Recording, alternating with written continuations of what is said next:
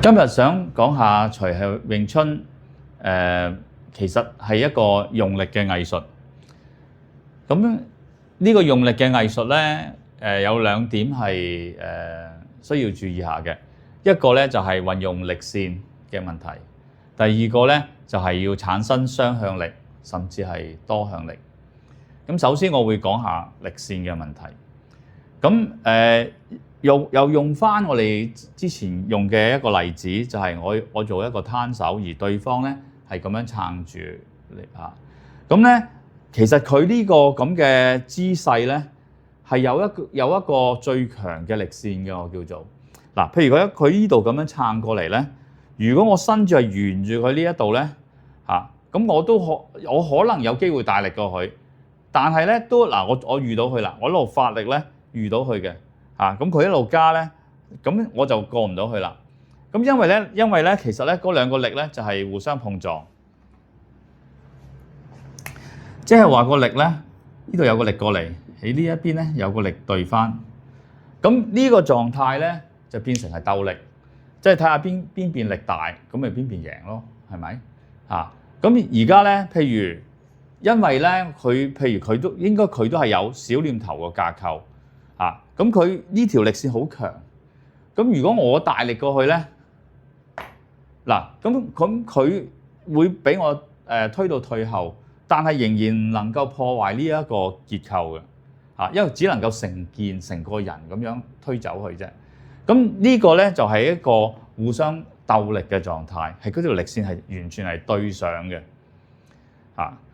咁而家咧，我再示範另一個做法。嗱，當我發現咦佢同我旗鼓相當喎，咁我唔夠力推走佢嘅時候，咁我只需要咧將嗰條力線嗱，而家我條力線係咁樣，我稍為向上咁發生咩事咧？就即係話呢條線咧變成係咁樣，只係變咗幾度嘅啫。咁但係因為佢係本來係推住呢個平面噶嘛。咁突然間咧，佢就發覺咧，佢個着力位咧係唔同咗啦。咁佢就覺得好難發力。咁正話你都見到佢有啲反嘅，即係令到呢一個咧係會反嘅。咁呢個係通過改變力線咧，而令到對方咧冇咗一個着力位，咁樣去令到對方覺得我大力。咁實際上我係咪力大咗好多咧？未必係力大咗好多嘅。係，只不過係我行嗰條路線咧，唔係一個佢可以抗衡嘅位置啫。咁嗱，我哋再做多一次。正話我係向上啦，嗱，你俾啲力加住向住，咁我受得起啦。我今次向下，嗱，除咗向上咧，我向下都做到同樣嘅效果嘅，仍然係咧，佢本來係有一個平面俾佢用力，但係而家我走嗰條路線咧，就唔係佢可以用到力嗰個路線嚟㗎啦。咁所以佢係覺得發唔到力嘅。咁呢個就係利用力線去令到對方覺得我大力。我又想即係講一講小念頭其中一個好簡單嘅動作咁我哋去到小念頭嘅時候會再詳細每一式去講啦。咁但係呢度咧，我只係借一個動作去解釋力線嗰個問題。嗱，其中有一個動作係咁樣擺低嘅，雙手 OK 咁擺低呢個動作。咁呢個動作做乜嘢嘅咧？咁我哋師傅咧就唔覺得係有一個招式，即係話係要咁樣用。佢只不過訓練我哋一個用力嘅方法係用呢個動作去完成。師傅嘅講法就係話，我哋做小念頭嘅動作咧，最好咧就唔好理人，即係話咧我自己做自己嘅動作啫咁樣。咁呢個係有啲難以理解嘅。譬如舉個例，佢捉住我，咁我想做呢個動作，咁師傅嘅講法就話唔好理佢喎，我自己做自己嘅動作啫咁樣。咁仲要好輕鬆，唔係用力咁做喎咁樣。咁點解正話有咁大嘅力量可以產生咧？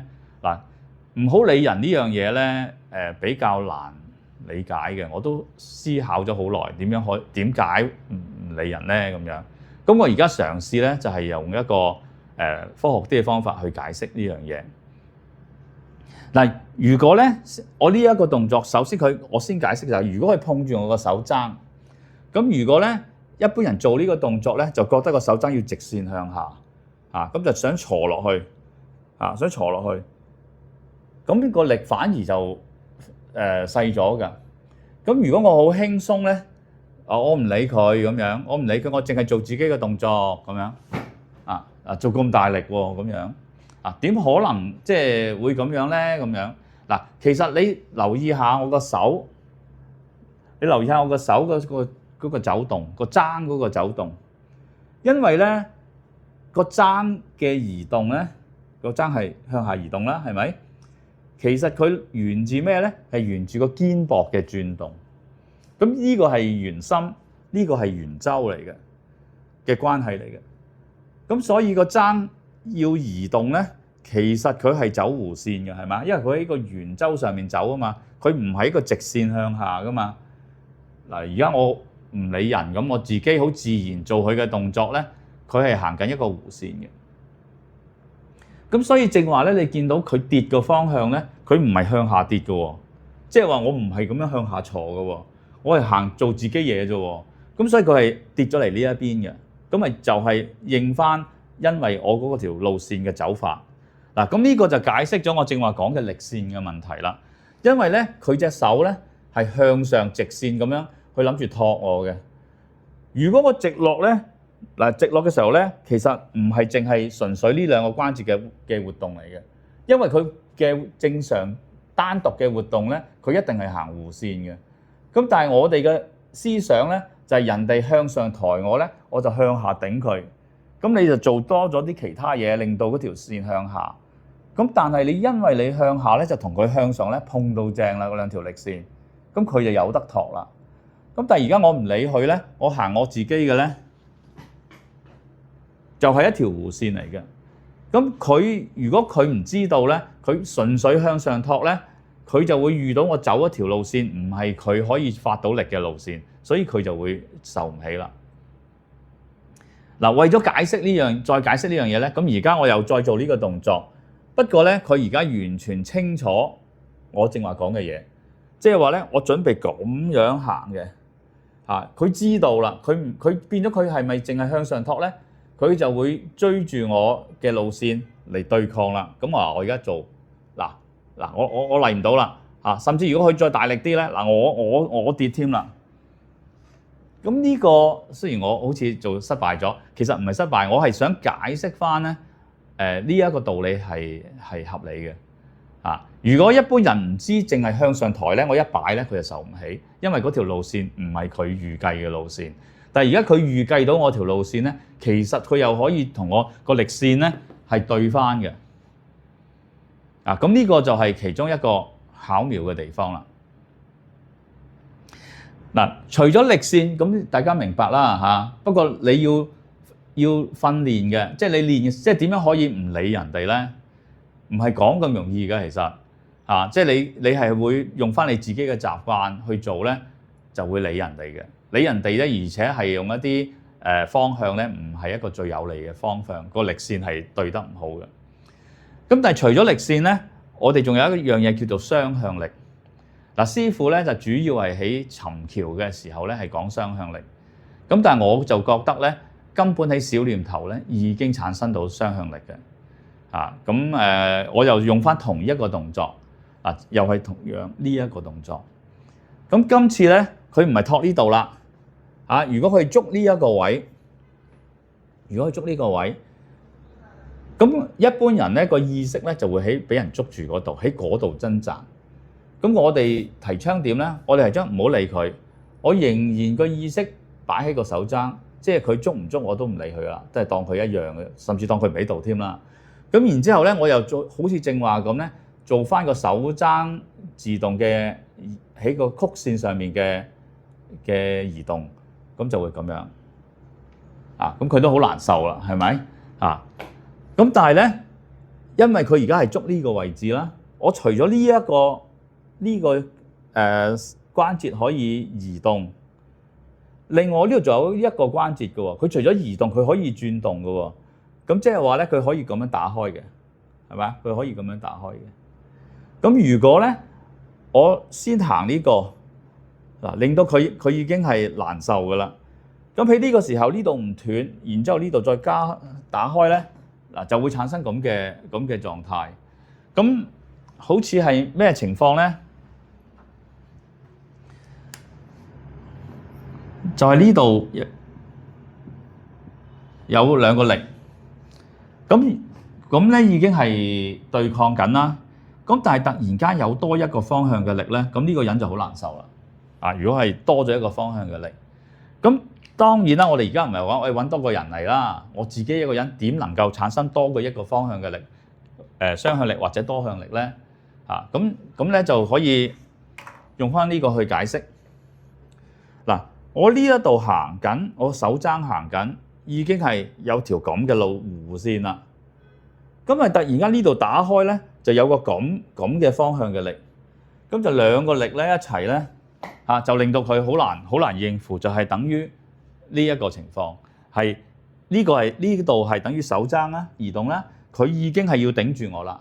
我突然間又打開咧，就好似多咗一個人喺第二個方向用一個力落嚟，咁變咗咧就係多向力啦。sorry， 我正話講係雙向力啫。